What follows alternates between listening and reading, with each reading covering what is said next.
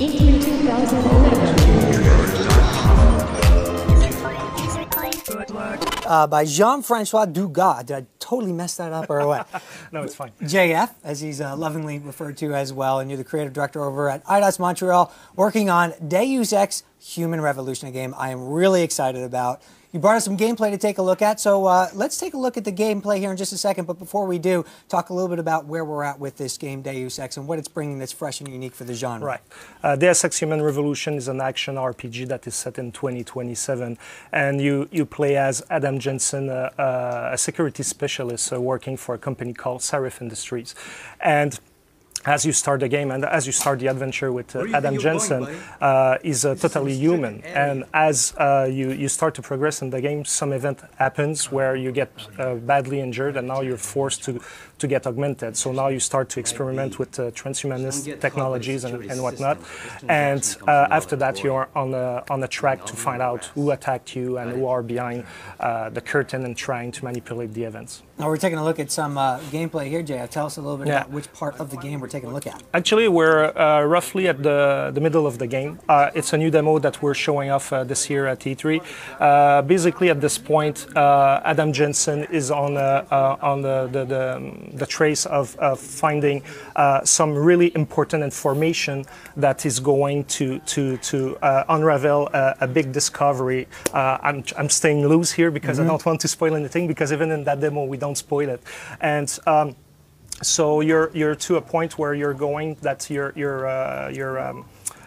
quest is going to open up. Like now, you're going to see who are really behind the curtain, and you're going to start to trace those people and try to understand what's going on and stop them, basically. We're looking at a little bit of, what is this, a hacking mechanic going on here? Yeah, this is the hacking system. You can use it to unlock computers, to get to emails. You can also unlock doors, a secret passage. You can also turn some cameras off, or some robots as an ally, and things like that. So with the hacking, you can really expand the possibilities within the game. You guys have been talking a lot about choice being influential in the gameplay experience. What if you don't like hacking?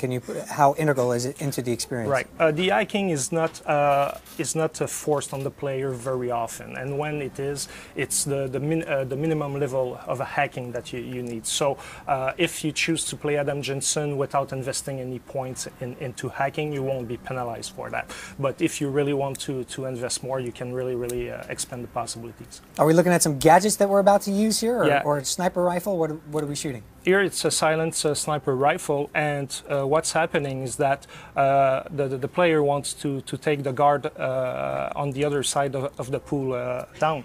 But right now there's a bobbing and everything, so he's going to go into his inventory, into his augmentation tree to add the stabilizer, so he's going to be more precise to shoot at the guy. So this is really all about developing every aspect of the character, not just the story choices, but also, obviously, having a lot of depth to developing the character the way you want, right? Absolutely. Like, choices are on all levels. Basically, there's the story, all the choices with some of the characters, but also how you decide to upgrade your character with augmentations, but with weapons as well, and everything. So it's on various levels.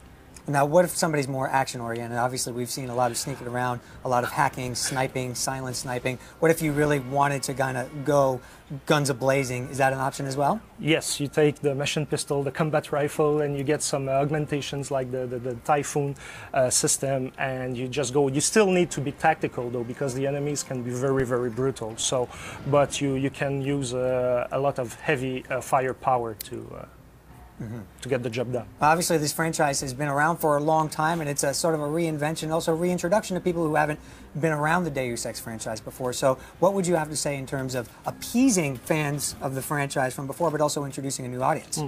I think this Deus Ex Human Revolution, it's a real successor to the original Deus Ex. We went back to the roots of the franchise and really tried to understand what were the core values of that kind of game and whatnot, and this is what we tried to reproduce in our own terms, like with our own references and everything. And for the new fans around, I think like if they're into action RPG, like story-driven games with a lot of possibilities and be very creative in the way they solve problems, I think it's going to be a game to look for. Have you gotten a lot of feedback from old fans of the franchise in terms of what they think about the look and feel of the game so far? Yes, everybody that saw it, like that, they were fans of the old game. They were like, okay, this is a real Deus Ex game, and for us, it's the best compliment that we can have. All right. All right, well, I've obviously given you a lot of questions, but Justine, what questions do we have from the GT community? Well, we've got a bunch of questions from Facebook and Twitter. Are you ready for these? Mm-hmm. Okay, because they're might get pretty intense here. First one here from Lenny H on Facebook. Will we meet any characters from the first game?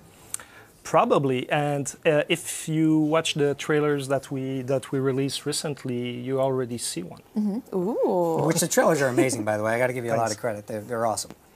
Will Deus Ex Revolution be able to have DLC later in the future? It's a subject that we're not commenting at this point. The only thing I will say is that we're really dedicated to take care of the franchise on the long run. Mm-hmm. Daniel C. on Facebook wants to know if you guys are planning to support the mod community. At this point, there's no plan, but it doesn't mean that in the future we won't go with something. Okay, let's see what else. All right, you got one question left, Justine. I do. Tell us okay, what let's make it a good one. All right, they love the first Deus Ex. The second one, not so much. But what does Human Revolution have in common with the first game? A lot of things. We went back, tried to recapture the spirit of the original with strong characters, but also giving a strong background to the main character. We also went in depth in terms of possibilities with augmentations, with weapons as well, like with upgrades, with ammo and things like that. So we didn't took the route of saying like, oh, it's going to be on all platforms. Let's simplify things. We didn't do that. We wanted to make sure that the depth and the complexity of the game was easy to understand and get into. That's awesome. Excellent. Well, I think it's looking and sounding great, Jeff. We appreciate your time. Thanks so much for stopping by.